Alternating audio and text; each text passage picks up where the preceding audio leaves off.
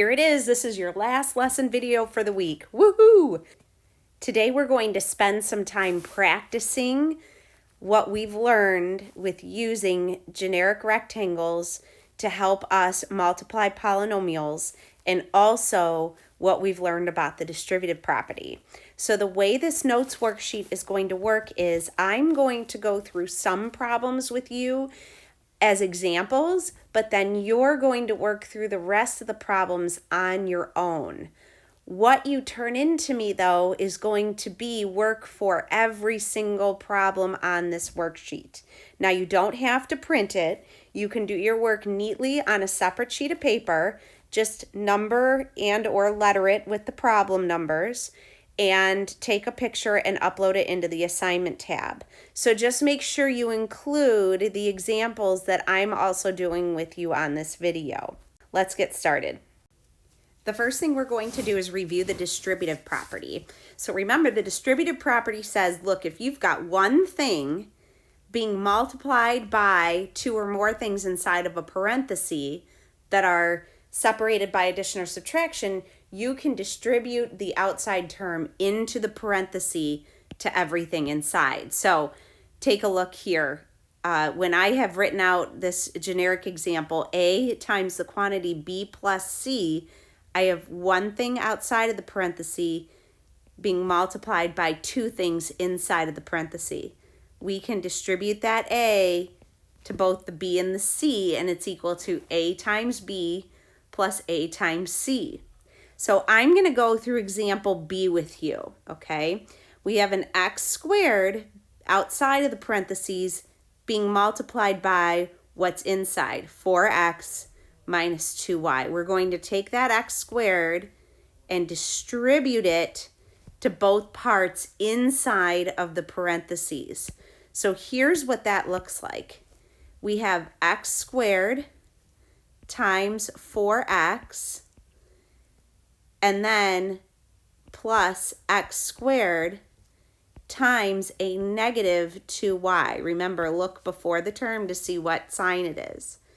If I take x squared times 4x, remember we're doing numbers with numbers, letters with letters. There's an invisible 1 in front of that x squared. 4 times 1 is 4, and x squared times x gives us x cubed.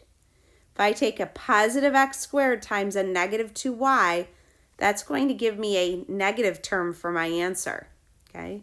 Remember, there's a 1 in front of the x squared. 2 times 1 is 2. X squared times y is just x squared times y. They are different letters, so we can't combine them together. And that's how we would distribute x squared into 4x minus 2y. So I'm going to let you try the other three on your own for practice. Again, remember, show me your work for them along with B on a separate sheet of paper. Taking a look at number 65 here, okay, expressing the area as a sum and as a product. Remember, the sum of all of these parts inside of the larger rectangle gives us the area, and so does multiplying by the rectangle's length and width. So let's first work on the sum of all those individual parts, okay? The sum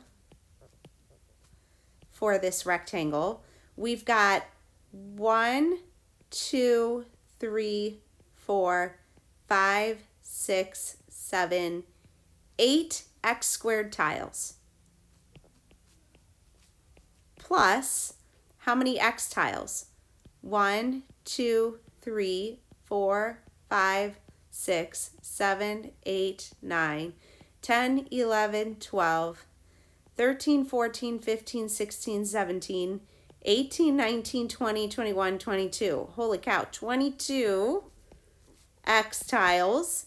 Okay, and then how many of these unit tiles? Well, I've got 3 rows of 1, 2, 3, 4, 5. So 3 rows of 5 gives me 15 unit tiles. That's my area as a sum, 8x squared plus 22x plus 15. If I want to do the area as a product, I need to figure out the length of that rectangle and multiply it by the width. So if we take a look at, let's say, the horizontal dimension here going across this way, okay, the long side of those x tiles has a length of x. So I've got 1, 2, 3, 4 of those. So 4x plus how many units? 1, 2, 3, 4, 5 units. 4x plus 5 is that horizontal dimension. Then for the vertical dimension, I have 1x plus another x, that gives me 2 x's, plus 1, 2, 3 units. So that vertical dimension of the rectangle is 2x plus 3. I'm running out of space there. So writing the product for the area of this rectangle, length times width, it's 4x plus 5 times 2x plus 3.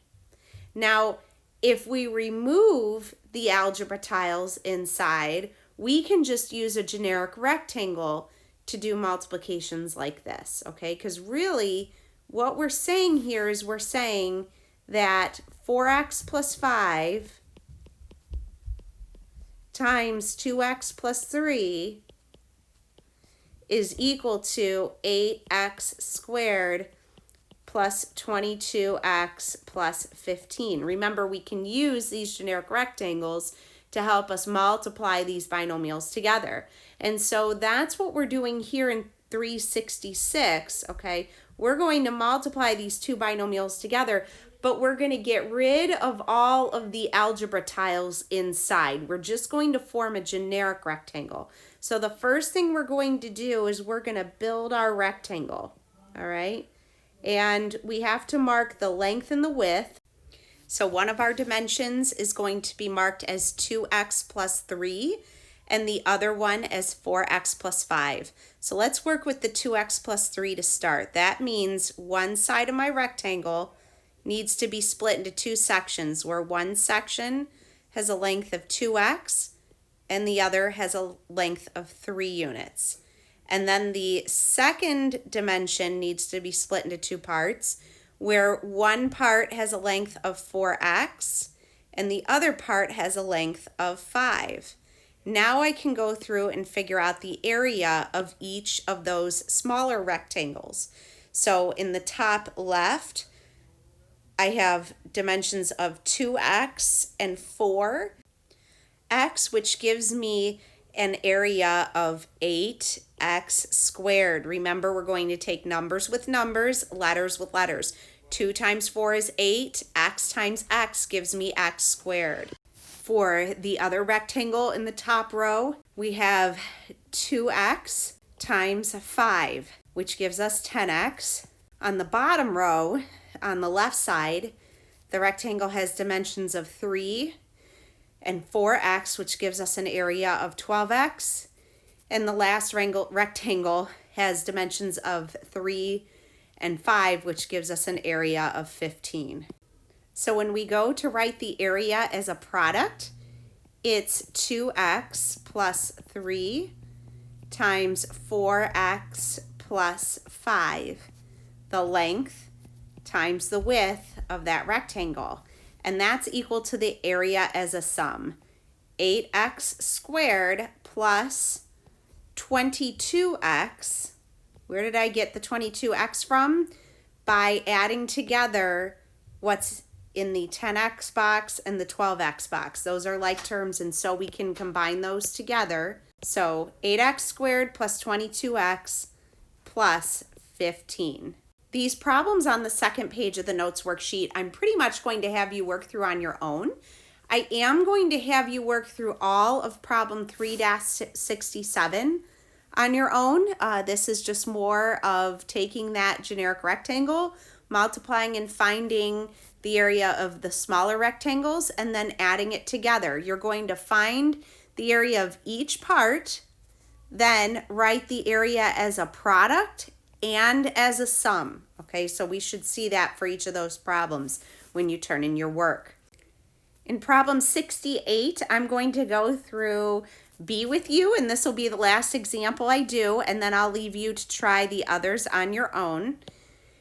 Again, in B, we're trying to show what the product would be of 2y minus 5 times 5y plus 7. We're going to do this using a generic rectangle. How do I know how to split up my generic rectangle? Well, I look inside of the parentheses, okay? And I see how many terms are split up by addition or subtraction. So in this first parenthesis, I've got 2 terms. In the second one, I've got 2 terms.